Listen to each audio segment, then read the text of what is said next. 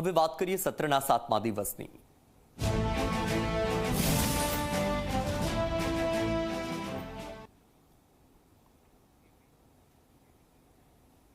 ગુજરાતમાં બેરોજગારીના દાવા સાથે કોંગ્રેસના પ્રહાર। મોંઘું શિક્ષણને લઈ લાખો શિક્ષિતો બેરોજગાર। સરકાર કાયમી નોકરી આપવાના બદલે આઉટસોર્સિંગથી ભરતી કરે છે। કર્મચારીની ઘટનો સરકાર સ્વીકાર કરે છે, પણ ભરતી ન કરતી હોવાનો ચાવડાએ આરોપ લગાવ્યો છે। સમયસર ભરતી ન થતી હોવાનો કોંગ્રેસે દાવો કર્યો।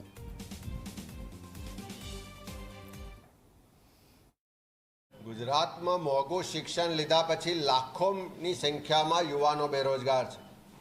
રોજગાર માટે દર ભટકી રહ્યા છે। સરકારી નોકરીની જાહેરાત આવેની રાહ જોઈ રહ્યા છે। પરીક્ષા આપવાની તૈયારીઓ કરી રહ્યા છે અને બીજી બાજુ સરકાર કાયમી પૂરતા પગારની નોકરી આપવાને બદલે ફિક્સ પગારના આઉટસોર્સિંગથી ગુજરાતના યુવાનોનું શોષણ કરી રહી છે। આજે ગુજરાત વિધાનસભાની પ્રશ્નોત્તરીમાં અન્ન નાગરિક પુરવઠા વિભાગ તરફથી જે જવાબ મળ્યા છે એનાથી સ્પષ્ટ થાય છે કે આ સરકારમાં અનેક જગ્યાઓ ખાલી છે, તેમ છતાં સરકાર ભરતી પ્રક્રિયા કરતી નથી।